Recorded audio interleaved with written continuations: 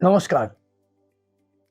আজকে আমি ঋগ্বেদ সম্বন্ধে বলবো আপনাদেরকে। ঋগ্বেদ বেদ সম্বন্ধে আমাদের ভারতীয় জাতির একটা ধারণা হয়ে গেছে, বেদ মানে নদী, আকাশ, বাতাস, পাহাড়, পর্বত, জঙ্গল, গাছপালা এইসবের উপাসনা, প্রকৃতির উপাসনা। বেদ মানে এই সমস্ত প্রকৃতির উপাসনা। এবং একটা মানে গবেষকরা একটা কথাই বলে থাকেন যে বেদ হচ্ছে সরলমতি ঋষিদের দ্বারা প্রকৃতির উপাসনা। কিন্তু বাস্তবে কিন্তু বেদ মানে প্রকৃতির উপাসনা নয়। আর বেদ মানে মূলত বোঝায় ঋগ্বেদকে।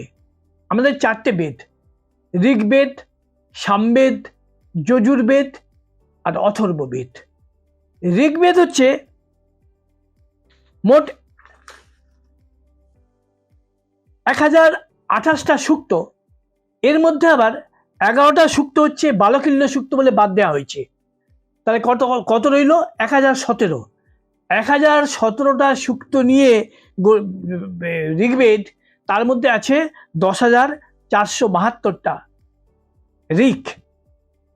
এই 10,472টা ঋক নিয়ে ঋগ্বেদ, তাই ওইটার বেদটার নাম ঋগ্বেদ। আর সামবেদ কি? সামবেদ হচ্ছে এই 10,472টা ঋকের মধ্যে যে ঋকগুলো গীতিযোগ্য, মানে গান করা যায়, যে ঋকগুলো দিয়ে গান করা যায়, এইরকম কিছু সিলেক্টেড কিছু ঋক নিয়ে সামবেদ। আর যজুর্বেদ, যজুর্বেদ সম্বন্ধে একটা ধারণা, ভুল ধারণা আগেই আমি ভেঙে দিই। যজুর্বেদ মানে কিন্তু প্রকৃতপক্ষে কৃষ্ণ যজুর্বেদ, নট শুক্ল যজুর্বেদ। শুক্ল যজুর্বেদটা আমাদের যজুর্বেদ নয়। যদিও বিভিন্ন মুসলমান যাজক, ধর্মযাজক, তারাও কিছু বললে আমাদের শুক্ল যজুর্বেদ থেকে উদ্ধৃতি দেয়। আমাদের পণ্ডিতরাও কিছু বললেই শুক্ল যজুর্বেদ থেকে উদ্ধৃতি দেয়। বিবেকানন্দের জীবন কাহিনী পড়তে গেলে দেখবেন লেখা আছে যে বিবেকানন্দ তার মৃত্যুর আগে উনি শুক্ল যজুর্বেদ পাঠ করে ওনার ছাত্রদেরকে শিক্ষা দিচ্ছিলেন। মানে শুক্ল যজুর্বেদটাকে আমাদের প্রধান বেদ বলে মনে করা হয়। বাস্তবে শুক্ল যজুর্বেদ কিন্তু আমাদের প্রকৃত বেদ নয়। শুক্ল যজুর্বেদটা আমাদের বেদের বাইরে একটা বেদ। এটা লিখেছিল যাজ্ঞবল্ক্য। কোন যাজ্ঞবল্ক্য? যে যাজ্ঞবল্ক্য ওই ঋষি বৈশম্পায়নের কাছে যজুর্বেদ শিক্ষা নিত। তখন একটাই যজুর্বেদ ছিল, পরে কৃষ্ণ আর শুক্ল হলো। কেন হলো সেটাও আমি বলবো।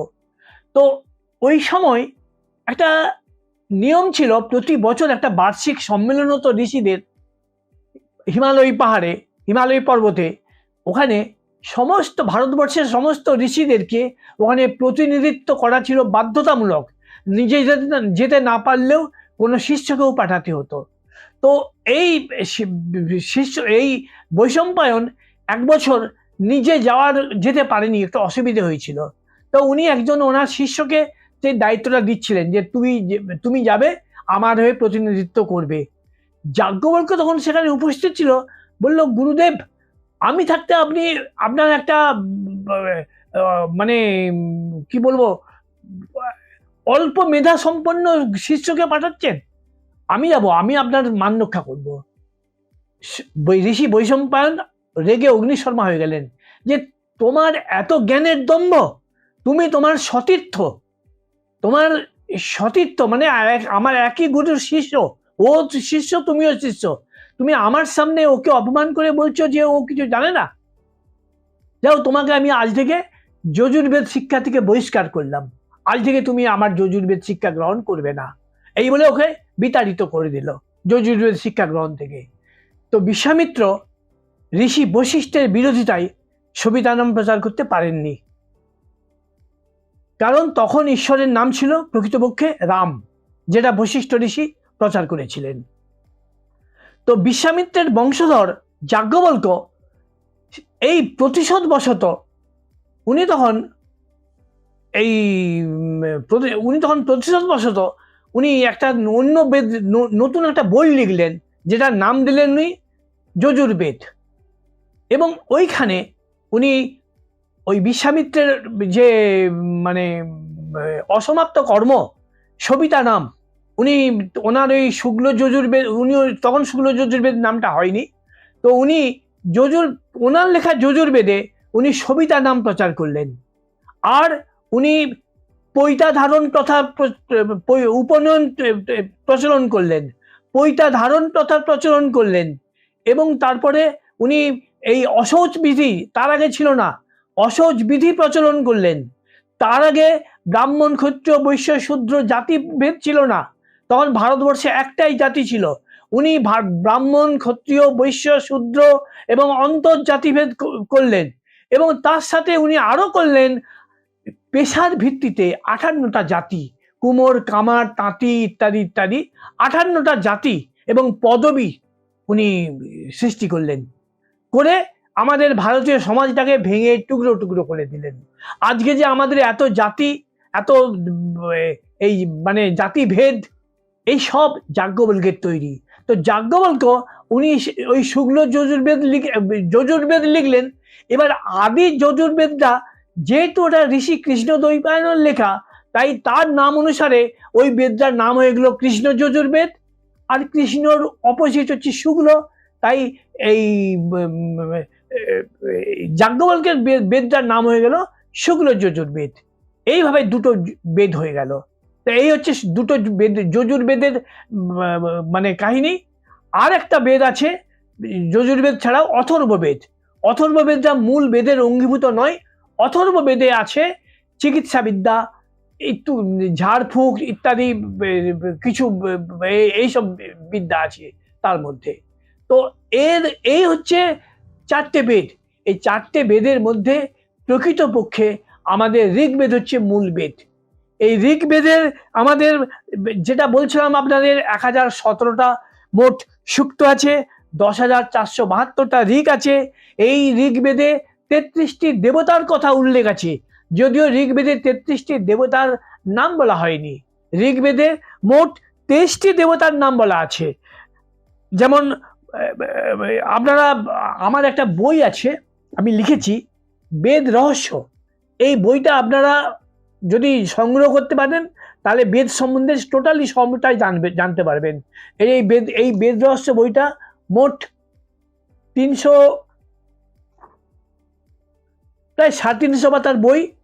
এই বেদ রহস্যের মধ্যে বেদ সম্বন্ধে আমি ব্যাখ্যা করে সমস্তটাই বলেছি, এবং এটা বেদের ভাষ্য বলতে পারেন। তো এই বইটা গত 2000 কেন 3000 বছরেও এই বেদের উপরে এরকম ভাষ্য তৈরি হয়নি। আপনারা পড়ে বুঝতে পারবেন। তো এই ঋগ্বেদ সম্বন্ধে এইটাই হচ্ছে আমাদের প্রকৃত বেদ।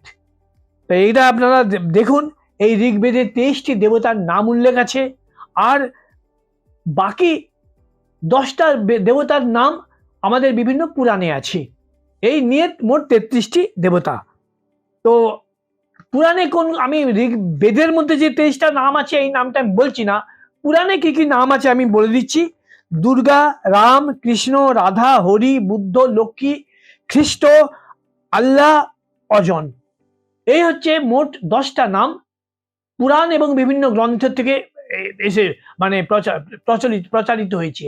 এই 33টি দেবতা নিয়ে ঋগ্বেদ। তো বেদ সম্বন্ধে বলতে গেলে আরো অনেক বলতে হয়। আপনারা আমার এই বেদ রহস্য বইটি পড়লে আমার ধারণা আপনাদের সমস্ত মানে কৌতূহলের নিবৃত্তি হবে। তা আমার আজকের এই ভিডিওটি যদি আপনাদের ভালো লেগে থাকে তাহলে আমার এই চ্যানেলটি সাবস্ক্রাইব করে আর পাশের বেল বাটনটি পুশ করে দিন, আর এটি যথাসম্ভব শেয়ার করে দিন, যাতে আরো বহু মানুষ বেদ সম্বন্ধে জানতে পারে। নমস্কার।